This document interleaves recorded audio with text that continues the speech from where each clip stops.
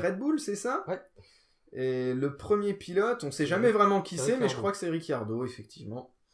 Eh bien, vas-y. Et Tiens, d'ailleurs, comme on était sur Kimi avant et la Daniel Ricciardo, Kimi est passé juste sur le fil devant au dernier Grand Prix. Ricciardo au Ouais. dernier Grand Prix. Je crois a que abandonné. ouais, parce que Ricciardo a abandonné déjà, et puis je pense qu'en plus il était devant ou pas Ricciardo au dernier Grand Prix devant Kimi. Si, il était devant. Ouais, il était devant en plus, voilà. Mais connaissant Raikkonen, j'aurais bien aimé voir, peut-être qu'il y en a une, mais je l'ai pas vu, une interview d'un journaliste qui lui dit « Alors ça vous fait quoi d'être passé devant Ricciardo et de finir 4ème au championnat ?» Et je suis sûr, m'en fiche, j'en ai rien à faire. Moi, ce que je voudrais, c'est son... c'est génial. qu'est-ce que tu dis? It's a championship. C'est quoi ça? Alors, Ricciardo, on était... Ouais. Bon, petite coupure, ça m'énerve. Comme on vous l'a dit, hein, on n'est pas tout seul. On n'est pas tout seul. Et donc, vas-y, on reprend depuis le début sur Ricciardo. Ouais. Donc le Daniel, comme j'ai dit, je le trouve très bon. Hein. Il a le potentiel pour devenir champion, mais c'est juste qu'il n'a pas la voiture. Ouais. Pour. Ouais. Tu disais que tu étais déçu qu'il soit chez Red Bull, et je te disais que oui, Confirme. Lui, je pense qu'il a la même vision, il veut partir. Donc, ouais, il est bon, mais c'est ça le problème, il n'a pas la voiture pour être champion. Ouais. Bah, un peu comme Hamilton, sauf que lui, je l'aime bien. C'est un gars régulier, quoi. Tu peux compter sur lui. Et tout le monde encense Verstappen et tout, sauf que les mecs, c'est qui ramène les points le plus souvent? C'est Ricciardo. Alors, au début de l'année, c'était Verstappen qui avait plein de casses. Tout le temps. Sur la fin, là, c'est Ricciardo qui a été malchanceux quand même. Un petit peu, ouais. Ouais. Ça. Ouais, les derniers, il a abandonné aux États-Unis, à Yas Marina, au Mexique aussi, je crois. Je crois, ouais. Enfin bon, c'est vrai que il garde toujours le sourire, et bon, je pense que le moral a pris un petit coup quand même, je pense. Il est déçu d'être chez Red Bull quand même. Ouais. Mais bon, Red Bull, quand même, ils ont fait un bon step en fin d'année, je trouve. Hein. Parce que vraiment, au début, c'était Mercedes-Ferrari. Et après, et à la fin, Red Bull arrivait quand même à jouer un petit peu avec, justement, les Bottas et Raikkonen. Quoi. Ouais. Puis, on va en parler de Verstappen. Hein. Allez, Verstappen. Franchement, il m'est pote. Ah ouais? Au début, je l'aimais pas. Hein. Franchement, avec ses manœuvres qu'il faisait, je l'aimais pas du tout. Belgique 2016. Voilà, mais bon, certes, début d'année, il était malchanceux. C'était, je crois, le pire de tous. Ah ouais. Tout le temps, il y avait une casse moteur où à chaque fois, il se faisait prendre dans un accrochage. Et là, fin de saison, il était bien. Il a gagné, je crois, 2 Grands Prix.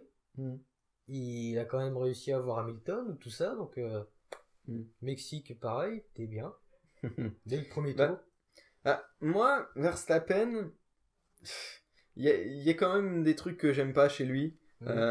Déjà, bon, il y a quand même eu quelques petites manœuvres un petit peu au dernier moment, tu vois. Il a toujours un petit peu stick, mais il s'est amélioré. Donc, ok. Puis bon, il y en a qui le font aussi. Donc, c'est vrai que question pilotage, c'est vrai que là, maintenant, il rentre un petit peu dans les pilotes que je respecte. Parce que les pilotes qui font la WEC, je les respecte pas du tout. Magnussen.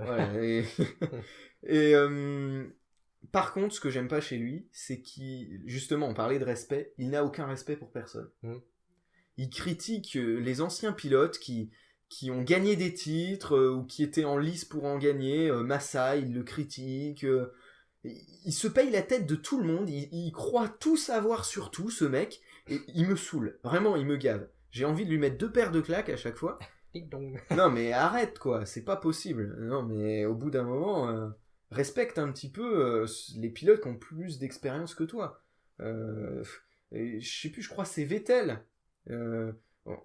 C'est vrai qu'il râle beaucoup. On en a pas parlé, mais Vettel, il râle pas mal. Mais il se l'est payé aussi à un moment. Il dit parce qu'il y avait eu quelque chose entre lui et Vettel. Et puis il dit ouais, quand il arrêtera de râler comme je sais pas trop quoi, mais en tout cas il l'a insulté, quoi. Et mon gars, mais arrête, quoi. Non, mais c'est bon, t'es un gamin, tu arrêtes, respecte. Et ça m'énerve. Il a 19 ans, 20 ans. Ouais, il a 19, ouais. truc comme ça. Parce qu'il est arrivé à 17 ans, t'imagines? Ouais, mais tiens d'ailleurs, comme on est dans le sujet, tu penses quoi toi de ces pilotes qui arrivent un petit peu vite en Formule 1? Il y a Stroll notamment, ouais. Bon, on en parlera plus tard, mais... c'est pas que c'est idiot, mais... Enfin, je sais pas, apprenez-les à piloter avant d'arriver. C'est ça.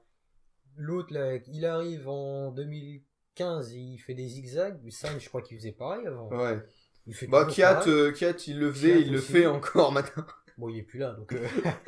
Après, il y a qui? Magnussen, en 2014, je sais plus. Hein. Je sais plus s'il Non, Magnussen... on parlera de lui plus tard, mais non, lui, il est pas dans ce cas-là, je crois. Il a fait des trucs un peu moyens quand même cette année. Hein. Ouais, mais on en parlera... Donc, on est sur les jeunes. C'est vrai qu'il y a plein de pilotes qui direct arrivent en Formule 1, mais qui savent pas piloter. Et c'est ça le problème. C'est vrai. Mais c'est ça ce que tu disais, il passe pas par les bonnes... Il passe pas par les étapes qu'il devrait passer. Verstappen, il a été de la F3 à la Formule 1. Ouais. Et du coup, les erreurs qu'ils font dans ces catégories-là, ils les font en Formule 1. Voilà. Sauf que, ce qu'il y a, c'est que quand tu es dans les catégories inférieures, tu as, on va dire, des personnes d'expérience qui sont habituées avec les jeunes pilotes. Du coup, ils savent comment leur apprendre le pilotage et puis qu'ils arrêtent de faire leurs trucs stupides. Et sauf que là, t'es en Formule 1, c'est pro, voilà. Et puis en plus, t'as l'orgueil, t'es en Formule 1, attends, vous avez rien à me dire, vous êtes rien, moi je suis en Formule 1, surtout Verstappen. Et voilà, c'est... Comme tu dis, c'est trop jeune. Par contre, en Formule 3, là, quand Verstappen a été promu... D'ailleurs, il a été promu, tu sais pourquoi il a été promu si vite? Non. Parce qu'en fait, il y avait deux équipes qui se le partageaient. C'était Red Bull, donc, et Mercedes. Ah. Et t'avais Toto Wolff et Helmut Marko, c'est difficile à dire, qui étaient en concurrence tous les deux. Et Helmut Marko, de la filière Red Bull jeune, a eu Verstappen en lui disant l'année prochaine tu viens en Formule 1. Et Toto, là il était... Qu'est-ce que tu veux que je dise là?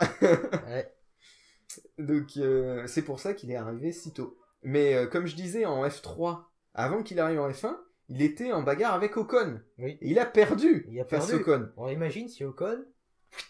Et d'ailleurs, on parlait de l'inexpérience, on va dire, des pilotes de F1. Ocon, lui, il aurait très bien pu arriver à 17 ans en Formule 1. C'est le meilleur.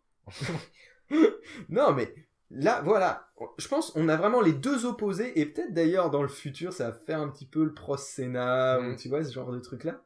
Parce que on a vraiment les deux opposés, je trouve. Un est orgueilleux, l'autre est humble. Ouais. Un dit que tout doit lui être dû, l'autre il travaille. Bon, Verstappen doit travailler aussi, mais il met pas l'accent dessus, tu vois.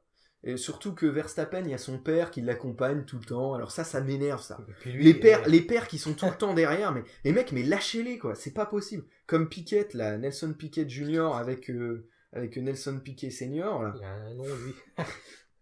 Ouais. Il y en a plein des comme ça. Il y avait Hamilton, son père, qui venait. Oh, ça allait, ça. Ça allait. Il y a Stroll, il y a Palmer. Ouais.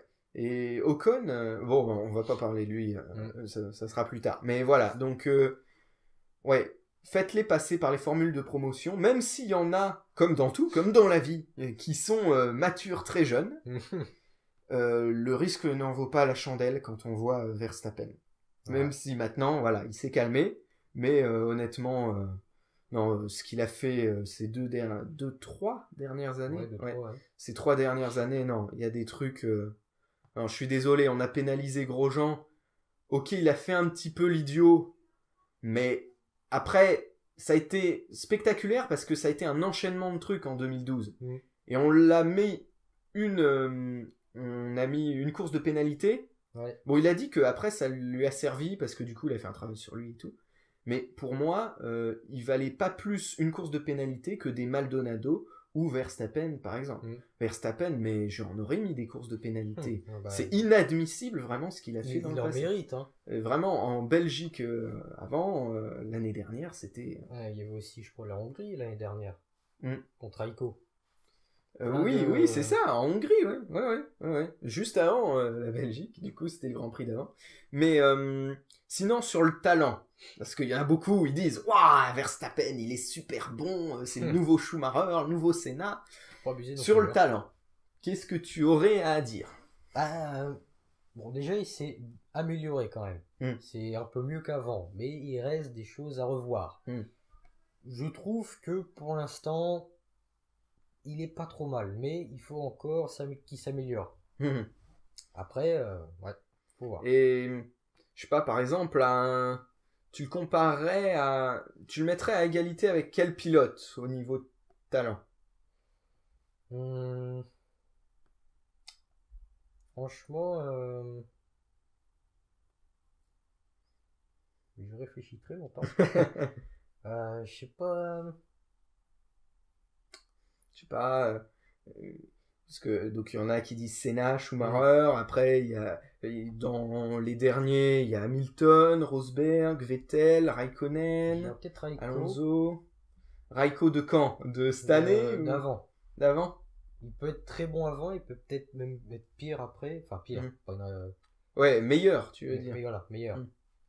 Okay. Je dirais peut-être à Raikko, moi. Raikkonen, ok.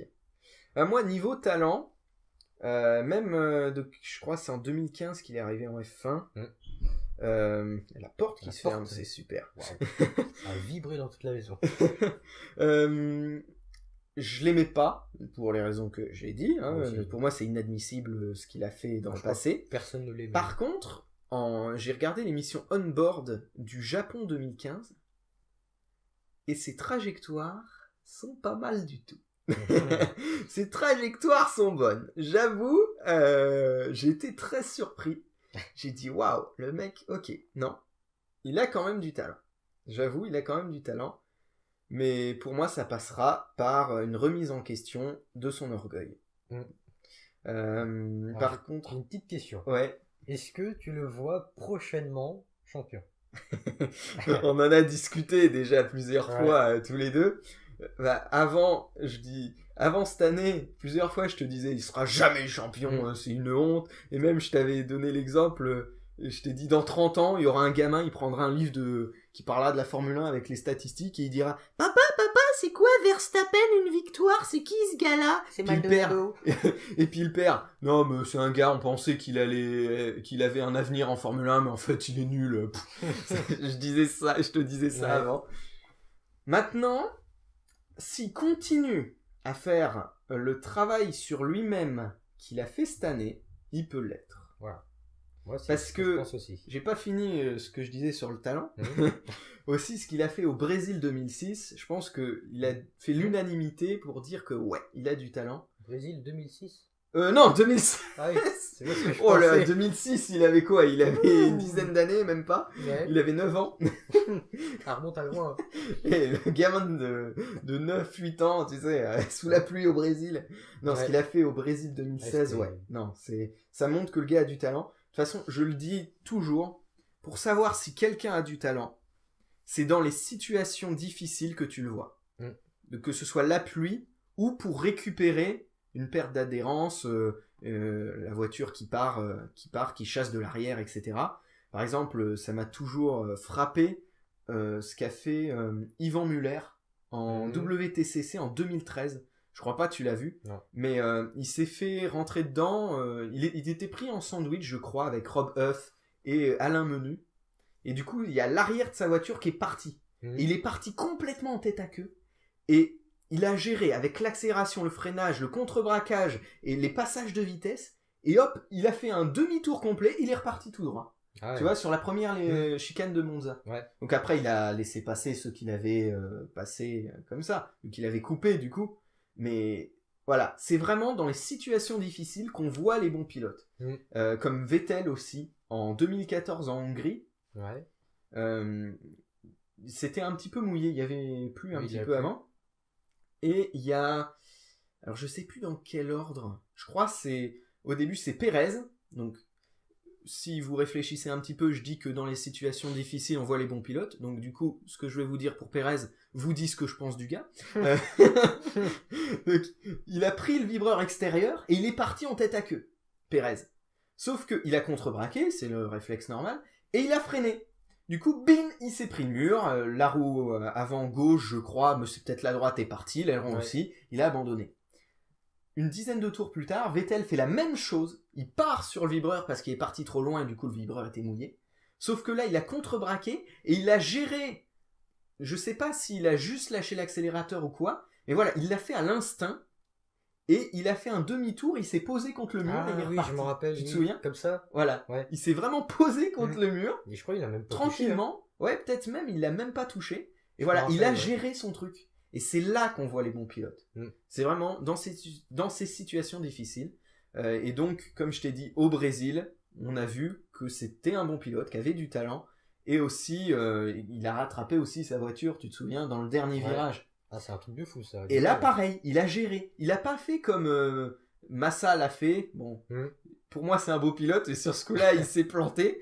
Ou c'est Ericsson, le super Ericsson. Bravo, franchement. Ou quand c'est parti, hop, ils ont tous freiné un gros coup. Bah, du coup, tu freines aquaplaning mur. Hein. Non, là, il a géré. Pour sa reprise au Brésil de l'année dernière. Il a géré son freinage, son contre-braquage, et il l'a repris tranquille. Rosberg a fait la même chose aussi à ce Grand Prix-là. Ce qui montre que c'est un bon pilote, Rosberg. Et oui. Voilà ce que je pense un petit peu de Verstappen. Je n'accepterai jamais ce qu'il a fait avant. Il s'améliore, et j'aime bien l'amélioration que j'ai vue cette année. Et s'il continue de s'améliorer comme ça, oui, il a un avenir. Ok. Voilà. Et bien, on a fait un bon petit tour de chez Red Bull. Alors maintenant, les quatrièmes, c'est... Force India, si je ne me trompe pas. Hop, attention. Ouais, c'est ça, Force India. Et on voit que, encore là, il y a un énorme gap entre Red Bull et Force India. 368 points pour Red Bull, 187 pour Force India. Presque 200. Hein. On voit quand même, là, on l'a dit, avec Mercedes, Ferrari, et puis la Red Bull, Force India, on voit vraiment que le championnat est pas très équilibré sur certaines choses, quoi. Parce que Force India aussi a un énorme écart avec ceux de derrière. Force India a 187 points, comme on vous l'a dit, et Williams qui sont derrière 83 points, excusez-moi, 83 points. Donc il y a 104 points d'écart. Beaucoup, ouais. Donc, et plus que le double qu'a Williams, en fait. Donc, c'est ça qui est un petit peu dommage quand même, on parlait du spectacle, c'est que vraiment il y a de trop gros écarts, je trouve, quand même, en Formule 1 actuellement. C'est le problème. Voilà.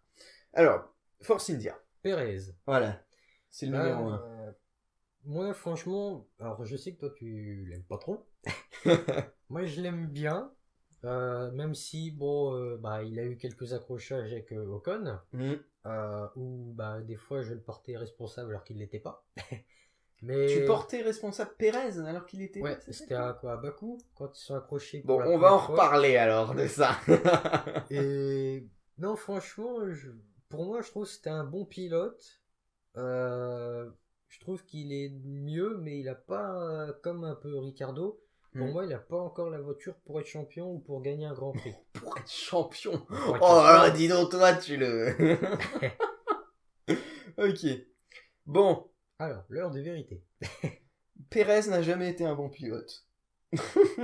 Moi, ça s'est dit, hein. Je vous l'ai dit là avec le truc de la Hongrie, mais plusieurs fois, il a eu l'occasion de montrer qu'il était un bon pilote.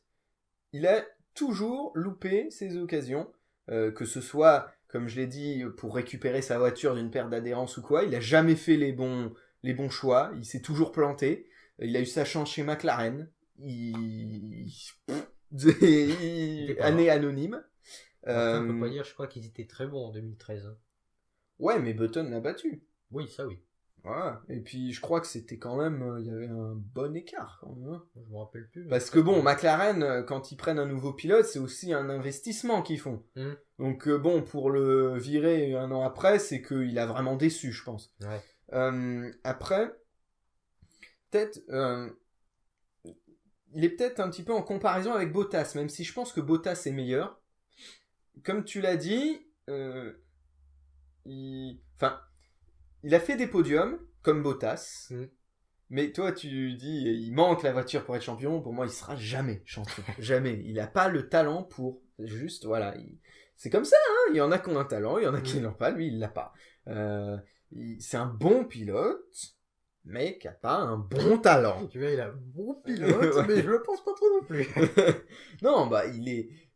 Bah, il a quand même... C'est un pilote moyen, quoi. Voilà, ouais, c'est... on peut dire ça. Voilà, il fait pas de grosses gaffes ou trucs, sauf cette année. Alors, donc, du coup, on va faire ce que je t'ai dit, là. Bakou, c'est de sa faute. Ouais. Je suis désolé. Moi, pour moi, c'est sa faute. Et non, mais parce que, je crois, donc, c'est Ocon qui le tasse, hein. C'est ça. Tasse. Ok. Je te l'ai dit quand le Grand Prix, parce qu'on parle souvent après les Grands Prix. Donc, Pérez était à l'extérieur. Ok. Sauf que les pilotes, ils connaissent chaque millimètre des circuits, surtout les extérieurs, pour justement savoir comment bien raser le mur, prendre chaque dixième. Pérez, il savait que le mur, au bout, il se rétrécissait, qu'il avait plus la place. Mais par orgueil, il a voulu rester et qu'Ocon lui laisse la place. Et pour moi, donc, c'est Pérez qui est en faute. Parce que normalement, il devait lâcher. Il savait qu'il n'y avait pas la place. Il savait qu'il allait dans le mur si ça continuait comme ça. Et par orgueil, il n'a pas lâché. Il était dans le mur. Il a été dans le mur, c'est de sa faute. Après, il y a Belgique. Belgique, entièrement sa faute. Non, mais gars, sérieusement. Il sait que Ocon est meilleur. Ouais. Il s'est dit, ben non, je vais faire exprès de te bloquer. Et on a bien vu, les deux roues, la roue avant gauche contre sa roue et l'autre dans le mur. Ça aurait pu être pire. Imagine s'il se soulève, il fait quoi? Ouais. Non, mais il fait n'importe quoi. Et puis, aux États-Unis aussi, là, à la radio, dites-lui de me laisser passer, dites-lui de me laisser passer. Et en fait, on voit que c'est parce qu'il a fait n'importe quoi. Regarde où il était à la fin du Grand Prix et où était Ocon à la fin du Grand Prix. Non, mais sérieusement. Puis, il lui demande de le laisser passer aux États-Unis et au Canada. Oui, au Canada. Hein il l'a pas laissé passer. Hein. Non, mais c'est ça, oui. Ouais, j'avais oublié le Canada, tu vois. Parce qu'il a fait tellement de bourdes, tellement de trucs totalement débiles et... Bon, il m'a saoulé. Après le Canada, que j'ai zappé le Canada, voilà, par orgueil. En fait, c'est un petit peu le cas Verstappen, je suis en train de me rendre compte. Par orgueil, il se plante. Et là, par orgueil, il a pas laissé Pérez... il a pas laissé Ocon passer, alors que... Au moins, il aurait pu essayer. Je sais pas... Honnêtement, je vais pas dire Ocon serait passé. Je sais pas. Mais je pense que déjà, il avait des pneus plus frais où il y avait un truc comme ça. Il était bien plus rapide même. Voilà, donc déjà, il avait plus de chances que lui. Mais non, il l'a pas laissé passer. Et du coup, ils ont dégringolé au classement, il me semble. Si je me souviens. Non, ils se sont fait dépasser après. Vettel qui est revenu. Voilà. Qui était derrière, juste à cause de lui, quoi. Voilà. Non, mais sérieux, ce gars... comme je te disais... Il aurait pu faire comme Hamilton et Bottas en Hongrie.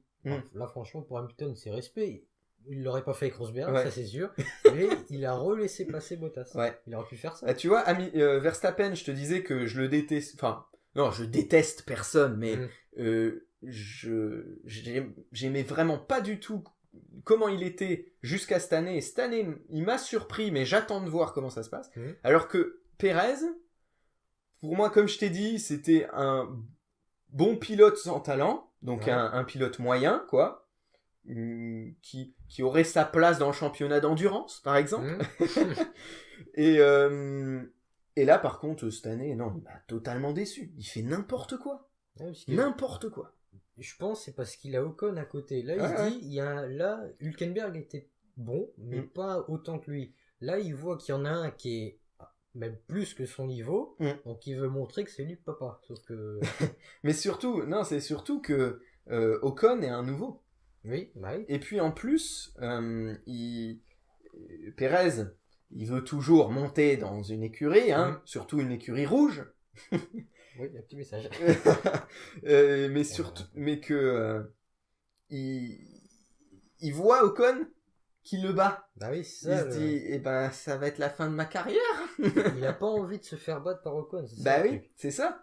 Parce que Pérez, ça fait quoi, 2011, je crois, qu'il est arrivé en F1. Ça fait 6 ans quand même. Donc, au bout de 6 ans, place aux jeunes, hein, quand même. Et ouais, puisqu'il a jamais vraiment été, bon, peut-être à part McLaren, mais ils étaient pas fameux. Mais à part ça, il a jamais été vraiment d'une grosse équipe. Toujours Force India ou peut-être Sauber au début. Je crois, ouais, Sauber. Ouais, Sauber. Il a fait Sauber. Après Force India. Ouais, c'est ça. Il faut partir. Bon, maintenant on n'a pas parlé d'Ocon. J'allais dire on va passer à une autre écurie. Mais non, Ocon. Alors, Ocon. Mais je le dis franchement, c'est l'avenir français. C'est le prochain champion du monde français. Ah, ça fait plaisir. Ah, mais on l'attendait. Parce que bon, Grosjean, bon, on en reparlera aussi. Bon, voilà. Il n'y a pas de commentaire, mais bon, on voit comment il est. Mais Ocon, franchement, je le voyais pas comme ça. Au début, c'était quoi? Il est en 2016 qu'il est arrivé à la moitié, en Belgique. Je le connaissais pas du tout. Je savais pas comment il pilotait ou quoi. Et quand j'ai vu qu'il défonçait Verlaine, je me suis dit, il y a peut-être une chance. Bah, surtout qu'avant, Verlaine défonçait Ariento. Voilà. On se disait, Verlaine est super bon et tout. Oui. Puis Ocon a débarqué et il l'a battu. Oh, peut-être pas explosé, mais il l'a battu en tout cas. Et du coup, bah, il lui a pris sa place quasiment chez Force India. Et c'est vrai. Bah, moi, je dis, comment je pourrais te dire ça je trouve plus le mot. C'est pas regretter, non, c'est... Bon, je sais plus. Bon, Force India a fait un très bon choix. Voilà. C'est ça en gros. Ouais, ça c'est sûr.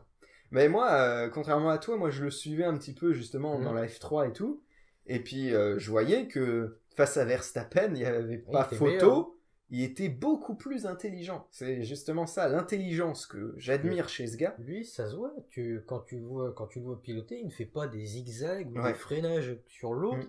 Et puis il gère ses pneus, il gère son essence. Voilà. Non, vraiment. C'est un très bon pilote. Oh, le gars, ouais. Il a juste à attendre que Bottas ou Hamilton part et... Ah, honestly, je pense que 2020, ça va être bon pour lui. Ouais, moi je pense. Ouais, non, Ocon, rien à dire. Régulier, c'est juste... il a juste eu un abandon à cause de gros... Enfin, à cause de Grosjean. Bon, on va en parler maintenant, on va pas attendre Grosjean. Je pense que... Bah, c'est Grosjean le fautif. Bon, pour moi, il n'y a pas vraiment de fautif. Bah, il est parti les deux partaient. Alors oui, Grosjean l'a embarqué en même temps, l'a tapé. Bah, Ocon, je l'ai pas vu partir, moi. Ah si, il a perdu l'adhérence aussi. Ouais, j'ai pas vu. Sauf que comme Grosjean a perdu et il était à l'intérieur, il l'a poussé en même temps. Lui, il l'a bien perdu l'adhérence. Mais c'est un fait de course, Pour moi, il n'y a pas de fautif. Est-ce qu'au début, quand j'avais vu le crash, je pensais que Grosjean avait loupé quelque chose, freiné trop tard ou un truc du genre. Non, il a juste perdu l'adhérence et il a une quille, voilà. Il a foncé dedans. Un peu comme Alonso, Sutil et Trulli en 2009. Alonso, Sutil, Trulli. Les deux, alors attends, si je me trompe pas. 2009, Monaco? Non, Brésil. Brésil, waouh, tu vas loin là. Ouais, je me rappelle encore, j'étais devant la télé, les deux ils voulaient se battre. Tu sais, t'avais Sutil et Trulli, ou peut-être comme ça, enfin les deux s'accrochent. Ouais. Sutil revient et bam, en plein dans Alonso. Ah ouais. Et je me rappelle. Ah oui, carrément. Et ça remonte à loin. Ouais. Il était chez Renault alors à l'époque. Qui? Bah Alonso. Oui, ouais. Et oui, donc on a dit l'abandon au Brésil, qui est pas vraiment de sa faute. Ouais. Il y a pas vraiment de fautif, mais c'est pas vraiment de sa faute. Et pas de points à Monaco, mais bon, Monaco, voilà, bon, c'est la qualif qui fait le truc. Et puis après, les occasions de dépassement, c'est compliqué. Il avait dit que c'était sa première fois sur le circuit. Ouais. Donc moi, la première fois, je suis sûr que je le ferais pire. Ouais. Je ferais même pas un tour.